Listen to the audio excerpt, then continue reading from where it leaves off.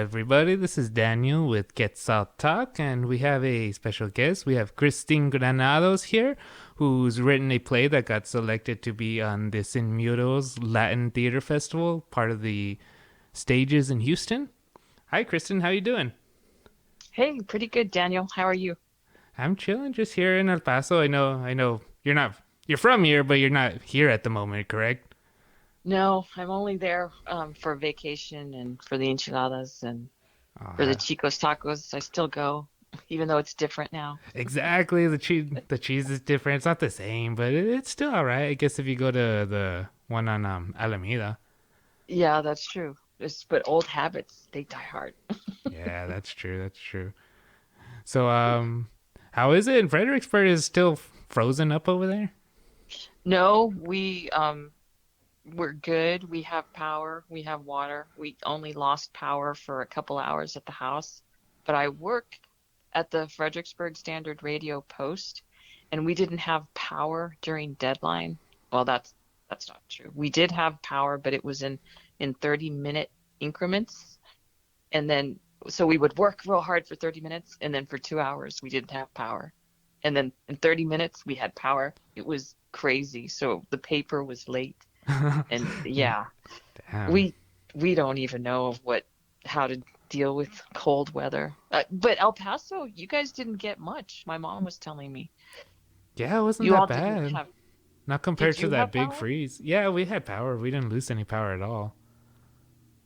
Yeah, thank goodness you're on a different grid system with the power company. So, yeah, it would Yeah. have been nice to be in El Paso last week.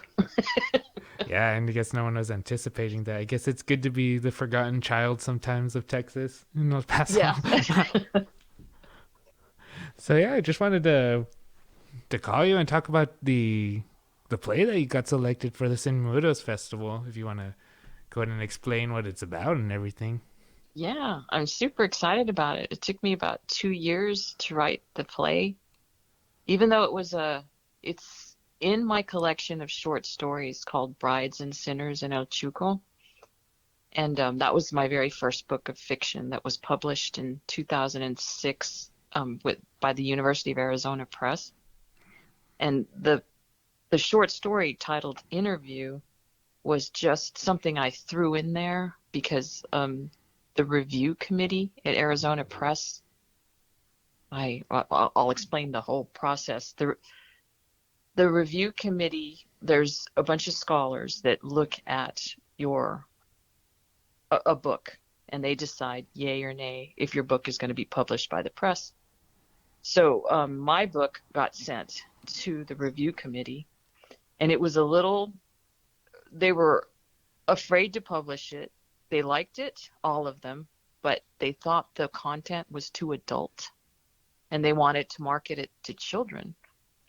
And we went back and forth, and I said, well, why don't we not market it to children and let's market it to adults because it's an adult book of fiction.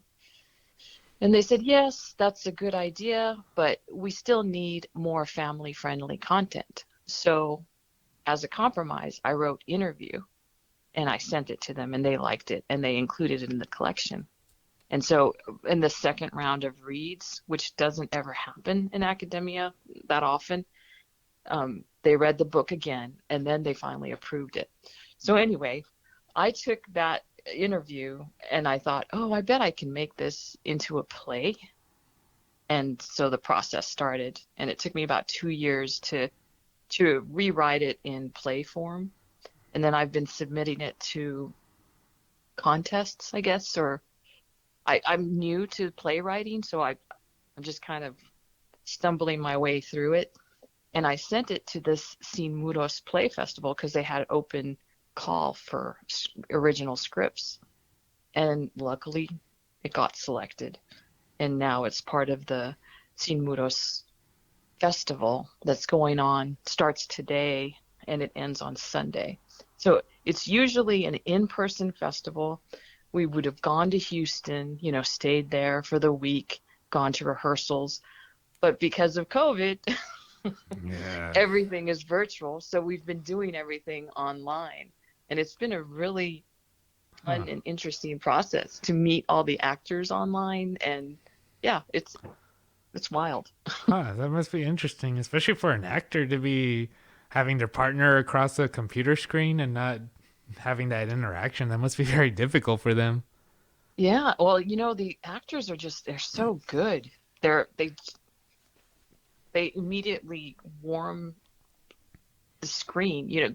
They played the screen. They know how to evoke emotion. It's amazing. I've been so impressed with the entire cast, the director, the stage manager. I'm learning all these different parts of a play and how all these people come together to create this art that is no longer mine, but it's everybody's. It's really neat. Yeah, how is that? How is that? Kind of giving up your child to other people. It was super easy because Benito Vasquez is from Houston, and he's Mexicano, Mexican American, and he totally got the script immediately when I talked to him. We have the same ideas. We almost finish each other's sentences, and this I was like, this dude knows the border, knows El Paso, even though he's not from there. He has a lot of family and friends from the area, and he totally gets us. And it was just super easy, and I feel really comfortable.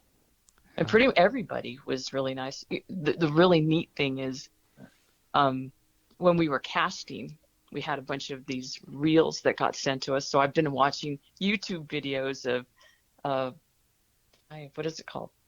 When there are reels that they send in so that you can look at them, Oh, the the actors. yeah, that's I pretty can't funny. remember, I know what you're but talking about, but those just seeing them do different parts like really quickly and seeing what they can do. we were trying to cast two. There's only two uh, Caucasian Anglo people in the play. All the rest are Mexicano, and the we didn't have enough Anglo actors for the play, which is, it's in Hollywood and other places, it's the opposite, right? They're always saying we don't Yeah. have enough Latino actors for this play. And Benito and I both had the same idea. We were looking at all the reels, and I said, "Can't we?" No, I said I would just love it if we could cast a Latina to play a white girl. And he started laughing. He goes, "That was my thought exactly, and I know just who we can do this with." And so we cast the secretary in the play. She's a Latina, and she's playing a white girl, which is a nice little role reversal. Yeah, instead of it's the white paint instead of the brown face or something. Yeah. That's kind of cool. That's kind of cool. And then so what's the story about? Oh, I guess I should say. I guess we went through the process, but we didn't Yeah. hear the story a little. Well, it centers around a young 20-something girl. Her name's Noelia Bustamante, and she's kind of trying to negotiate her independence with her family, but she still lives at home. She still has a brother and sister that she has to deal with, and the whole premise is that she's going on this job interview. She's trying to find a job outside of the family. And this is like a really big step for somebody like her who's like trying to, gain her own independence. And the family just keeps getting in the way. Yeah, In keep a loving way, they just want to help her, and everything they're doing to help her is wrong, and she hates it. yeah. And that's kind of what it's about. That's cool. Trying to show how families and their desire to help people and show people what's the right way, they actually end up making things worse. They do, and it's funny, and I think people, especially people in El Paso and Mexican Americans, will be able to relate to the family dynamics and how family helps and hinders, and the whole push-pull between cultures, between the American and the Mexican culture. Oh yeah. It's it's all in there. And did you have any like are these based off true stories or did you have any or where'd you get the inspiration? Oh yeah, my family, totally. My life in El Paso, the cultural push-pull. there when or not you, but when I was an awkward teenager and I was thinking, I'm not going to speak Spanish. But that's not in this play, but just the cultural push pull. You're trying to be American so that you can be successful and Americanized, but in your family's eyes, success is something different. So Yeah. And during definitely. I guess during your generation, was it very growing up during Eastwood, was it still segregated, or how was it? Was it very Hi, it was not. I mean, there were so many Mexicanos that, like, there was maybe a few Anglo people, and you just kind of have to mix in. But it was socioeconomic at Eastwood High School, so it was the rich kids and the poor ones. Oh, okay. And were the rich kids, I guess, more trying to be more Anglicized, or was it everyone Yes, just trying to be Anglicized? everyone. Well, but the more economically advantaged were a little more anglicized than those that weren't. Yeah, definitely. Yeah, you still see that in El Paso, and I guess even growing up, when I was growing up too, you saw that even though I didn't understand it at the time. Even though I don't know Spanish, I'm trying to learn Spanish barely right now, Yeah. so so it's difficult trying to grow up in America and hold on to your roots, I guess. Yeah, the whole Spanish thing, raising my kids, and then I'm in Fredericksburg in Central Texas, and then I'm a lazy mother, so my kids only know a few words in Spanish. Yeah, And everybody asks, "Do your children know Spanish?" It's like, "No, I'm a bad mother." Okay. yeah, and I'm sure there's not really many people that you could talk with in Spanish over there. Not in Fredericksburg.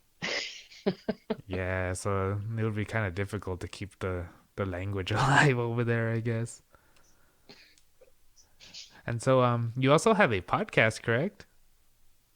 I do, and I did that during COVID because I was home a lot and started that out. And it's just some of my essays that I've written for the podcast and for other publications. I just put them to in the podcast. Correct, and it's called like Tales from the Hood or something about motherhood. Tales from the Hood, I Motherhood, that is. like that title. That's pretty cool. That's clever. So it's all Yeah. about your experiences in motherhood, I'm guessing. Yeah. Yeah, just living in a cross-cultural relationship. My husband is Anglo, and just yeah, the war Oh. of cultures within a family. Oh yeah, that must be difficult, and then difficult for your kids to kind of find where they're at, I guess. Yeah, they're doing okay. It's difficult, but mostly it's funny because but it was it we were in El Paso once. One of the most downloaded episodes is about the Mexican American versus Mexican tooth fairy, and one of the that podcast is about my son's my youngest son lost his tooth in here in Fredericksburg, his first tooth, and I forgot to put money under the pillow. And I was Oh. feeling really guilty because he came in like at 4 in the morning and he put the tooth right to my eyeball and I felt it. And he's like, "Mom, the tooth fairy forgot me." And then he said, "I bet the Mexican tooth fairy wouldn't forget me." And then I got pissed because I remembered they my sons beforehand. My my oldest son lost his tooth in El Paso. And so when we were in El Paso, I put $1 under his pillow, my brother, my sister, my mom, and my dad. We all put money under his pillow. Oh So when man. he woke up, he had all this cash and he goes, "Whoa, look at how much money the tooth fairy left me." And he goes, "How come when I'm in Fredericksburg, I only get $1?" And I had no idea what to say. And my mom was in the kitchen cooking. And she's like, "Mijo, it's because here on the border, we have the Mexican tooth fairy." Oh yeah, that family. And I was like, "Oh, thank God she thought of that." And he goes, "Wow." And then he was, showing it to my younger son, Tino. And he's like, all upset. He goes, well, I want to lose my tooth here. And then so he loses his tooth and he doesn't get any money in Oh, Fredericksburg. So I felt really bad. hey, it happens. I mean, you should have tried to save it for your next trip. Hey. Yeah, yeah, that's true. I did manage to sneak it in there because I said, let's go look. I bet you just missed it. And then I took $1 from my wallet and I dropped it on the floor while we were looking. I said, see, it's right here. Oh yeah. And he bought it, so he's okay. Hey, he just saw the dollar and he got excited, so everything was crossed off his mind. Yeah, he's good. Hell yeah, hell yeah. And so, do all your stories kind of have that similar theme about being kind of in the middle of the different cultures? Well, yeah, that's kind of my life. You kind of write what you know, like a majority of writers and artists. And so El Paso is a big presence in my life always. So one way or another, anything I write about comes back to El Paso. Oh yeah. And then, how did you get involved in writing? Did you always wanted to be a writer, or did that come later on in life? I did. I was on the yearbook staff at Eastwood High School, and my yearbook, Gail Love, was the teacher who taught yearbook, and Cookie Loeffler was the newspaper person there, and I helped a little bit with the newspaper. And they knew I wanted to write sports because I wanted my goal when I was in high school and college was to be the sports editor of the Dallas Morning News. Oh, And I don't know how, but they talked to the sports editor at El Paso Times. They were at some convention or something. His name was Ray Hagar, and they told him that we know a young Latina, well, they said a young woman at the time, who was me, that wanted to be a sports writer and that they should hire me. And when I applied, Ray told me he hired me on the spot just to type in agate, which all the sports scores for on a part-time basis, and that's how I got my start in the writing. And then I saw my byline a few times, and I loved seeing Granados in the paper. It wasn't like on a rap sheet or anything like that, so that was really good. nice. You started getting addicted to seeing and just rolling out those different papers, I guess. Yeah, those stories. And then I didn't know any authors really until I met Rodolfo Anaya in Austin when I was working for the Austin American Statesman. He was at a reading at a library, and I went and I saw him read, and I met him, and I was like, oh my God, he's like my grandpa. I said, he's like a normal person. I could probably write a book. And just about that time, I was working for a magazine called Moderna magazine after Austin American Statesman. I was the editor of a Latina lifestyle magazine that was a national publication. It was called Moderna, and it was part of, I don't know if you remember, Hispanic magazine, but that was also a national magazine in Austin. And they were two magazines that were centered together, and we worked on both. But I was working for them, and we were going to do a big issue on Chicano literature. And I saw that this man named Dagoberto Gilb wrote a book, and he was from El Paso. And I was like, oh, let me read this, and I'll interview him. And everybody goes, yeah, fine. So we all took an author, and then I read his stories, and they were the best thing I had ever read in my entire life because they validated, my existence in the world. They were about Mexican Americans living in El Paso who were living paycheck to paycheck and who had junky cars, and just he just wrote about life, and I was like, oh my, I love this. And it just so happened that he lived in Austin. So I interviewed him, I met him, and he was very kind. And he told me that, if you really want to write, you ought to become part of my workshop. And I'm like, what is a workshop? I had no idea. He said, do you have any stories? And I said, I have a ton of stories that I've written. He said, just bring a copy of the story, give it to me first, and I'll hand it out, and we'll just look at it, read it, and critique it. And I'm going, wow. And he called it his illegal writing workshop because it was just for Mexican American people like me who wanted to write. And he was also a professor at Texas State University at the time, one of the big writing professors. I didn't know what a big deal he was because I had no idea where he was in the literary world. But he grew up in Los Angeles, and he raised his family in El Paso, and his kids went to Austin High School. Oh man. Anyway, that's how I got in. I wrote a short story about when we used to live on the south side. We lived on Red Robin, which is right near Ascarate Park. Oh, so you're in, yeah, I used to live in the valley too by Carolina. So, damn, so that's kind of So it was, cool. I wrote a cucaracha story because we lived right next to the reservoir, and there were so many cucarachas in our house that Ah, the vomit green shag carpet, when we would go to the drive-in movies, and Dad would always be the one to first go into the house and step in, but I beat him to the door, and I opened the door, I turned on the light, and it was just like a teeming sea of brown. And then in a matter of 20 seconds, I could finally see the carpet. There was that many roaches in the house. I just remember.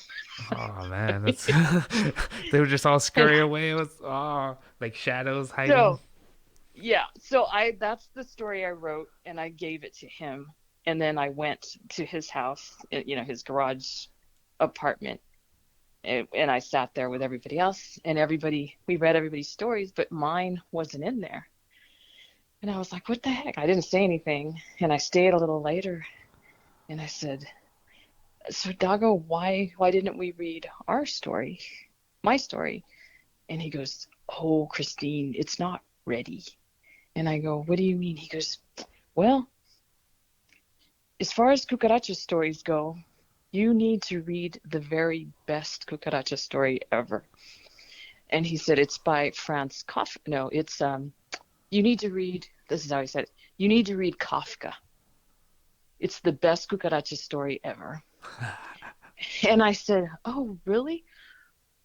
And is that the name of the story? And he goes, no, that's the name of the person who wrote the story, the Metamorphosis. So I didn't even know who Franz Kafka was. So that night I went and I checked, I bought that book, I think at Book People in Austin. And I went home and I read it. I mean, I stayed up all night and I read it. And I was blown away by I don't know if you've ever read The Metamorphosis. Yeah, it's a beautiful story. It's like, well, crazy Okay, story. this is like the first time I've ever read it, and I'm in my 30s, right? I went to school. I went to high school at Eastwood. I went to UTEP. At this point, I've had experience. I had no idea that Franz Kafka existed. And I was so grateful to him because my story was ridiculous after I read Kafka. I'm like, oh my God, I'm not even close. And then later, he told me the same thing, but in a much nicer way. He said, you just have to read more, Christine. You have to read. He goes, you should apply for a creative writing program that I'm a part of. And he said, we'll try to get you in. So I applied in 1999, and I didn't get in. And he said, the reason you didn't get in is because you still haven't read enough. And then he was just talking to me. He goes, you need to read Anton Chekhov, you need to read Kafka. And he just gave me this list of authors I had never heard of. And like it took me a year to read everybody he told me. It's just our public education. It just kills me. We need to get this into school. But anyway, No. so I was like kind of catching up. And then I had read everybody. I wrote a few more short stories between that time. And then I submitted my application again and I got in the next year. Oh, hell yeah. And so then I became a creative writing student. And there I met a lot of really great writers, Tim O'Brien and Chris Offutt. Trying to think of people, Leslie Mormon Silko, people who have really helped me and are wonderful writers and people. And then before I graduated, I had a book contract with the Arizona Press, and that's how I got Brides and Sinners published. Damn. That's an amazing journey. It sounds like that guy really liked you and took you under his wing and wanted to help you He's grow. great. He still is. I mean, he's still a friend of mine, and he was just he was like a mixture of my mom and my dad from El Paso, because he looked like my dad, but he acted like my mom, because he would always regañarme and scold me and tell me what I was doing wrong and right. And I'm like, okay. Hell yeah. No, but I mean, that's good. I mean, that's needed, and it's obviously helped you a lot in your career. Yeah, it really has. And that's cool that you were so you were in your 30s when you started writing books and everything and short Yes. stories. Wow. Yes, 30s and pregnant.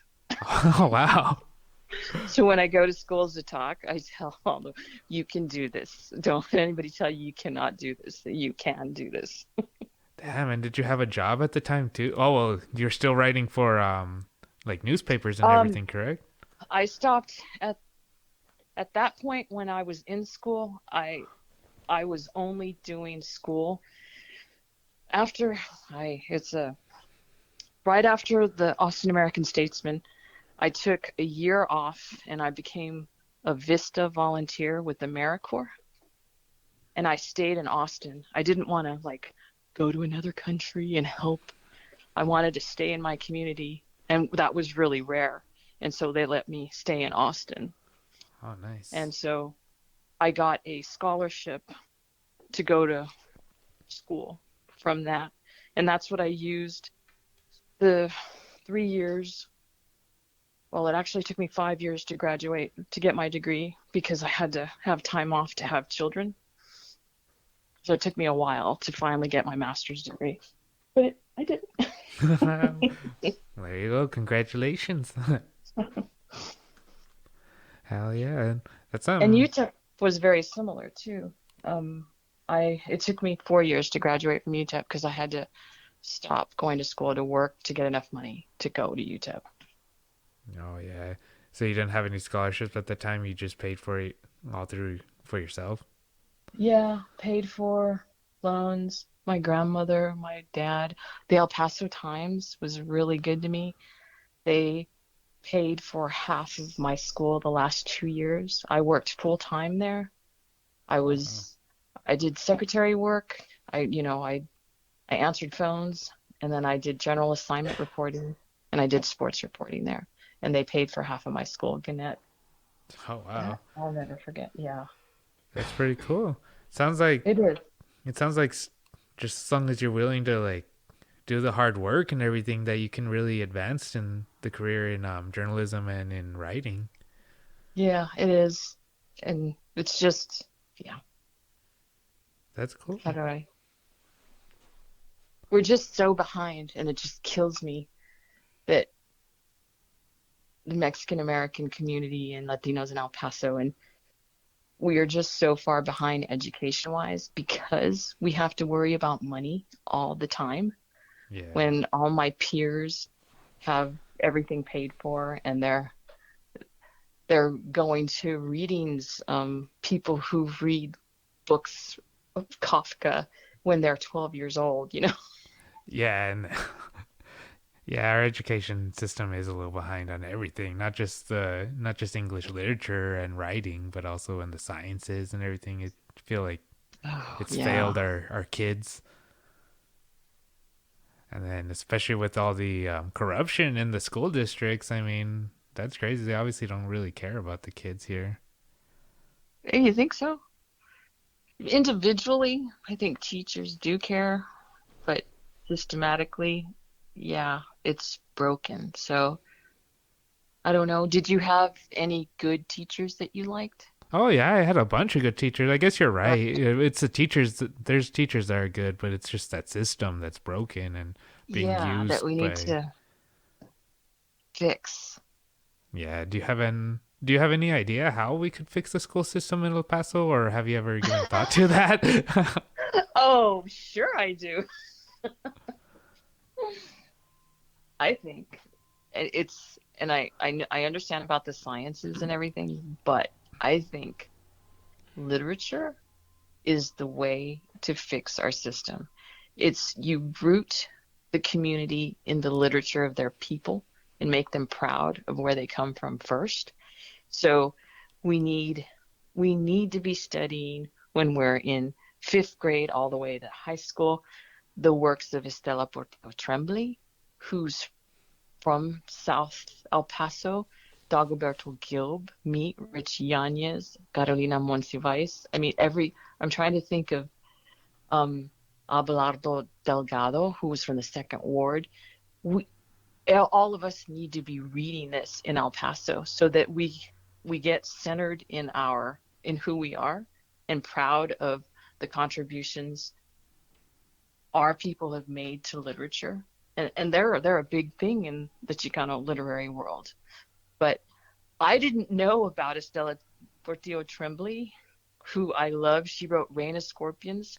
She used to live in Smeltertown, and she wrote all about when they got moved out. And it's just a beautiful book. And she wrote plays as well. She was actually the very first Latina to publish a collection of short stories in the United States. Wow. And I mean, this she's like a historical figure. And And hardly then I anyone come to knows about find out, her. right. And I only found out about her because when I wrote my book, Rigoberto Gonzalez um, said that my writing was a lot like hers. And I was like, who the hell is she? And so I looked her up and I read all her stuff and I was like, oh my God, she's like a treasure. And then I told my dad about it when he was living. And he goes, oh, I remember Miss Tremblay. I had her for history. And I was like, are you kidding me? And he goes, yeah, she did like, she said she would always tell us, yeah, I wrote a play or something. And I was like, you didn't think to tell me this? I'm writing. And he goes, well, all I remember was that she had great legs. I'm like, Yeah. oh, Dad. Yeah, that's El Paso. We get distracted easily by beautiful things. That's funny. Hell yeah. Well, that's cool. I kind of agree. We do need to be more proud of our people and more proud of the contributions that everyone has done here and be more aware of our history. Yeah, we've got a really great, especially literary history, and I'm sure all, his, I mean, first Thanksgiving, we got everything there. Yeah, It's yeah, I don't think people realize how important and amazing El Paso is. We're just so stuck in, I guess, like you said, just trying to make money, trying to make ends meet. We, exactly that's the curse of poverty is that, and Dagoberto Gil wrote a really good essay about that, about is starting over and over instead of starting and building on what you started. You have to just keep starting over because you're just trying to make ends meet. Just really well done. oh yeah, and you can't get It's anywhere. like I a mean, oh sorry, my bad. no, you're good. I was gonna say it's like an infomercial for Dagoberto Gil. Hey, that's cool. I mean, you must be very appreciative of him. So, do you have anything else that you would like to talk about, Christine? Any other work that you really find fascinating of your own short stories that you would like to let the readers know about, or I mean, listeners know about? Well, everything I wrote or I talked about, the historical significant, they're all in my short stories.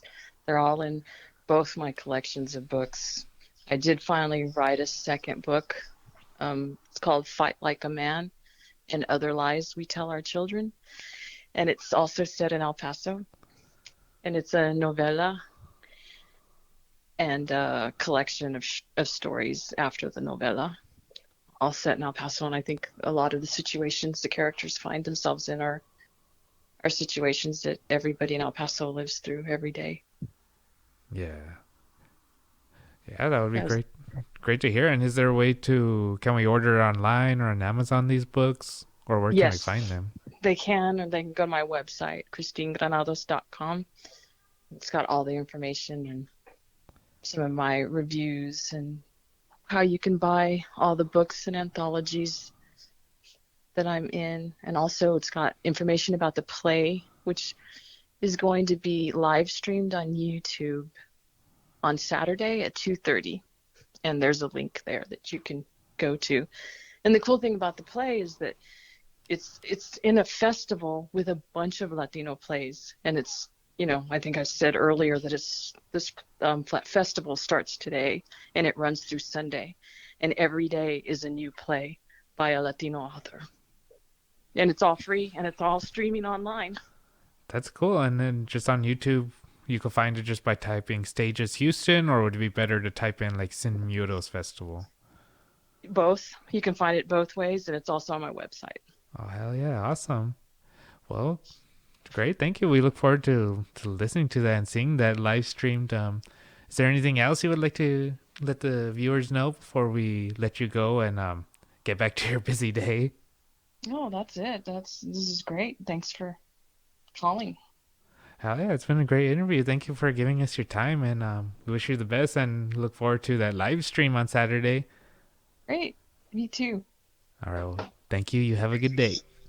See you later, Daniel. Bye bye. Goodbye.